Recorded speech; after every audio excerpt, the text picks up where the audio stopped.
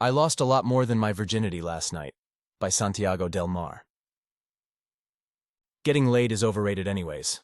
My first time was the quintessential fantasy, an older quirky party girl who would show me the ropes. It was awkward and fumbling, and we kept clacking our teeth together. You know what I got out of it? HPV. My friend Eduardo said with a rousing laugh that drew the attention of everyone at the cafe. I didn't find it amusing. His attempts to comfort me only made me feel worse. At least he had a story he could laugh at. Look, moping around isn't getting you anywhere. You're 19, no one thinks it's weird. All that shit you see on TV is fiction. Plus, everyone gets laid at this sleazy campus. Give it time and stop being weird. Anyways, bro, gotta get ready for Reese's thing. You should come and unwind a bit. With a half-hearted, sure, I sealed my fate. I'd find her at that party, or more aptly, she'd find me. Dozing off at a pool table, half drunk with a cheap light beer in my hand, the girl of my dreams tapped me on my shoulder. "I've never seen you around," she said, smirking and with eyes crinkled. "Yeah, first time I've shown up to one of these." "Aubrey," she introduced herself. "Luis, a pleasure. I have a confession to make. I don't know these people all that well. I just wander in occasionally when I see the lights and music. Free booze, you know?" I laughed at her boldness, eased by the mild buzz that had come over me, and we talked for the next hour. She must have had an instinct within her to recognize loneliness from body language alone. That must have been what drew her to me. There was a hunger in her glare. "Want to get out of here and head back to my place?" she asked. My ears burned and my heart skipped a beat. I had resisted the urge to sound too eager. I tried playing it off and said I had nothing better to do, so why not? A hand on my shoulder and that ravenous look once again disarmed and drew me close. Black cherry-stained lips parted to reveal the unnaturally white childlike teeth within. They were saliva-slicked, and she was salivating. My bluff had been called, and I was too stupid to realize it. "Good," was all she said before motioning with her head towards the door. It wasn't a short walk, but didn't drag on either, just long enough to fill the silence with idle talk of our past and dreams. She had started off as a psych major, but changed her mind halfway through. "Social work? That's pretty noble," I said. "I wouldn't say noble. Plenty of people are suffering or lacking any lifelines or nets. I'd say it's the bare minimum of what it takes to be a half-decent person." "Can't argue against that." "So do you think I'm a good person?" she asked, swiveling her head toward me, locking eyes with me, so close her breath warmed the skin of my clavicle. Her eyes were the color of honey, and the dark makeup that lined them made her look mystical. Her hair was neck-length and two-toned. Half was bright yellow, and the other half raven black and glossy. Her proximity, the rising pace of her breath, the wide-eyed look of madness creeping through. None of it dissuaded me. The rush of blood and endorphins created a haze that blinded me to everything but an itch that had never been scratched. "Yeah, I do." "Good," she said, and pointed to her flat. We stepped inside a Spartan living room. That surprised me. I'd thought that someone like her would have a much more decorated dwelling. I had a cup of tea and I stumbled through a nerve-fueled casual talk before Aubrey asked me if I wanted to head upstairs. The time for chit-chat was over. I strode towards her and took her hand as she led me to her room. Once again, eerily barren except for a bed and a nightstand. But I quickly overlooked it as Noemi unwrapped herself from her coat. Her shirt had a deep V-shaped neckline that caused something deep within the pit of my stomach to stir. "Nervous? Don't be. I'll show you the ropes," she said. She pirouetted around behind me, skillfully sliding me out of my coat, and her hand was upon my bare flesh. My skin tickled and goosebumps blossomed at the delicate dance her fingers performed as she traced them up the nape of my neck. I closed my eyes, threw my head back, and exhaled as I let myself sink into her touch. Eduardo had been right. It was awkward and stumbling the first time. There was some vague sense of guilt, but not quite, that lingered in the minutes after it was over. I didn't feel complete like I thought I would. Didn't feel different. "Hey, now that you've tried the vanilla stuff, want to get a little experimental?" she asked. I felt something like excitement. Not entirely sure, but I nodded eagerly at a second chance. "Follow me," she said, and we stood in unison.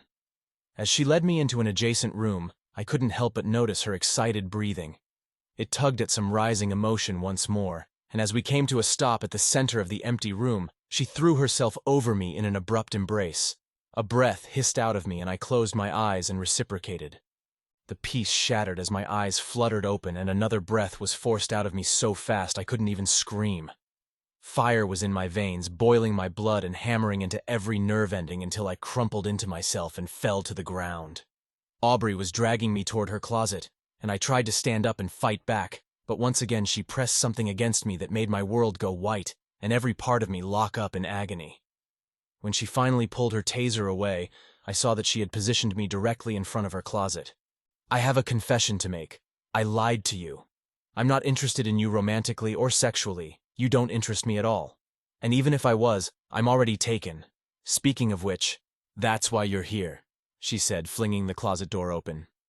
Within was a corpse, bone white, and had the top half of his head cleaved off so that his bisected brain and skull were fully displayed. What used to be brain matter, now a sickly, greenish-blue hue that made my stomach lurch. He wore a ceremonial robe, maroon and gold, inlaid with complex geometric sigils. On his skin were ink strips, running along the center of his arms, to his palms, from his chest, up his neck, and resting on his chin. I could see him as nothing more than a corpse, but something within my mind couldn't recognize him as dead, as if my psyche rejected that this thing could die. A scream tried to worm its way from the pit of my stomach into the open air, but the chokehold of resignation gave voice to only a meek whimper. Don't be afraid. He's actually pretty nice once you get to know him. Prone to jealousy, but no one's perfect. I can attest to that. Why are you doing this? I asked, body frozen in place. God, why are all of you so fucking boring? The last three all said the same thing verbatim. Anyways, Mark, meet... Hey, what was your name again? I was silent, refusing to meet her gaze as I tried to stand up, but the sound of her taser discharging a staccato of noise froze me in place. I looked up to see that she had her lips pouted and her eyes mid-roll as she seemed more annoyed than anything. Tell me your name, bitch, she hissed. Luis, a dark voice rasped but with no discernible origin. Thank you, Mark. What do you think? A bit of a plain Joe, but surely far more appealing to the eyes than the last one. Luis, is that your nature? To covet what does not belong to you? The voice was coming from inside my head. The way that Aubrey bit her lip, the way her eyes widened, she heard it too. Something broke loose within me, and I scrambled to stand up to push Aubrey aside, to get away from that thing that was in her closet. I got halfway up before my vision exploded, and the world became red. Pain worse than I had ever known racked my head. There was a pressure expanding, pushing up against my skull, threatening to shatter me. You made his eyes hemorrhage, ruins the experience when he can't see, Aubrey was saying. The blood will leak out and he'll see, even if he doesn't want to. Even if I plucked the eyes from his head, still would he see. The corpse responded. Hey, Luis, wipe the blood from your eyes. Don't you want to know why I chose you? Or what is up with Mark? Please, let me go, I said as I crawled weakly. Whether it was towards or away from them, I didn't know. That's why. Because you're a cliché.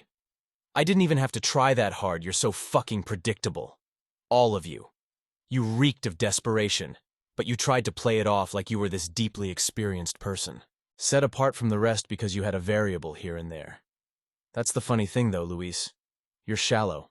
You never knew me or cared that much to get to know me before I dangled the concept of me in front of you. That's why? Because I was superficially attracted to you? Fuck you, I said and stilled, laying my head across my arms hoping that it would be over soon. God, you're stupid. No, that's not why. Most people act on desire alone. I don't resent that. It's the way of the world. No, I chose you because you were easy. You practically delivered yourself here with a ribbon bow. I brought my hands to my eyes. The headache had dulled slightly, and I took the opportunity to start rubbing my eyes until the world was visible again through a blurred pinkish tint. The corpse, Mark, was there in front of me, still unmoving. What the fuck are you? I asked, finally asking something interesting. I thought he was a god when I first found him, but he explained to me he's more like a demigod. I took to calling him Mark because his real name is long and complex. He was already like that, in an alleyway, the top of his head missing. Assassination attempt, he tells me, since he's royalty. He changed what it meant for him to die. Because he was already dead, he got stuck like this. But trust me, he's just as lively as any person. In this world of menial labor and trivial people, he's the most exciting thing I've ever come across, Aubrey said. I tried to prop myself up and wipe away more of the blood from my eyes, but the second I laid eyes on Mark, my mind was assaulted by an image superimposed onto my vision. A city that looked ancient with polished stone towers that dwarfed skyscrapers, of endless corridors and alleys, where strange sigils and symbols were carved into every crevice and the strata itself.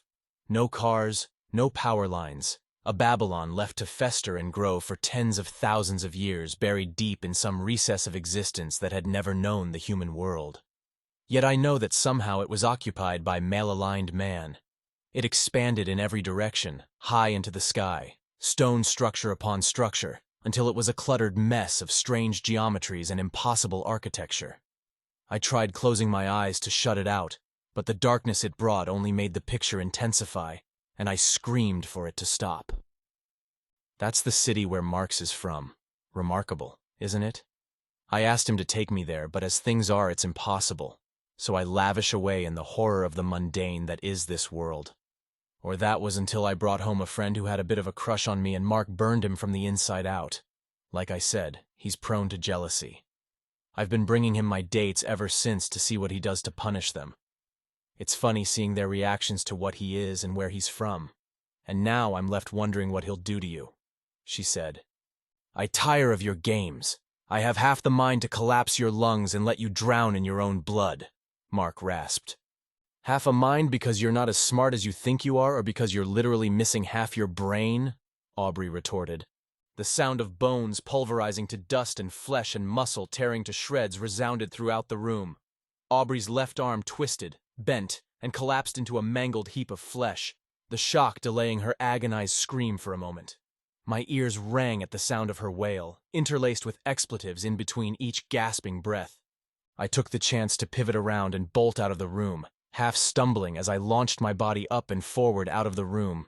"You're just gonna let him get away like that?" I heard Aubrey shout, but she made no attempt to pursue. My vision was still bloodstained, heart palpitating, working to fuel my flight down a set of stairs. The front door was mere footsteps away when an explosive concussive force knocked me off my feet and I was sent sprawling end over end.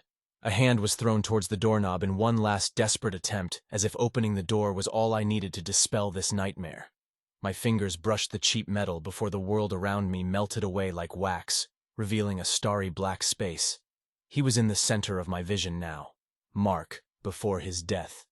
A corona of purple plasma surrounded his head, his crown. His gaze bore into me, the pupil consuming most of his iris, a bizarre combination of concentric rings and interweaving lines that drove me nearly mad trying to decipher their meaning. The flesh was albino, and his lips were drawn into a deep scowl, the scorn of a god. "Did you think you'd be able to escape your punishment? I'm not the only one you've tried to steal from. In your self-centered pursuit of desire, you've ostracized so many. Did you know that your mother still thinks of you? Every time it brings her pain beyond reconciliation, and yet you've done your best to expunge her from yourself. In Cradle, the city that bore me, to deny the Divine Mother is the greatest of sins. So I will take from you that which has fueled sin. Never again will you know satisfaction, pleasure, or joy. The concept of it will be struck from your existence." A sensation blossomed within, a searing, tearing pain that caused a scream to ring out in the void of this world. The strange being watched on as tears poured from me, and he grew to encompass everything around me until all was a sea of the configurations mirroring his pupils. I drifted there for an unknowable amount of time. When I finally washed up on familiar shores, it was to my horror the floor of Aubrey's living room. She towered over me, her eyes dead but her mouth pursed in disappointment. "Is that it? You could have swapped all his organs around, made him have the intelligence of a goldfish, turned his blood to mercury, and you chose to give him depression? I say you've lost your touch, Mark," Aubrey said. "It's much more than that. The concept of happiness, fulfillment, all of it a concept foreign to him now. It's like a color you've never seen and can never see. You can have it explained to you and might even conceptualize it, but you'll never know it truly. Desire without satisfaction. He won't even know what she's missing out on. Understated but diabolical." "I would have preferred something more visual," Aubrey said. I rolled over to my side and tried to stand. To my surprise, Aubrey was there to help me up. I was too exhausted and too numb to stop her. Her mangled arm was now held in a sling. She walked me toward the door and even handed me a tissue for the crusting blood on my face. As I was leaving, she reached out to stop me and flinched away, but she was only interested in speaking. That was kinda lame, wasn't it? Sorry, he's been a bit upset with me recently. He's usually much more lively than this. Must be tired. If you want to do this again sometime, you have my number, she said with a wink and closed the door. I've been in a haze in the days since.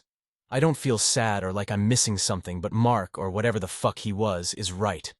I can't remember what it was to be happy. I feel fine, but I can't even begin to understand what those days I once treasured meant.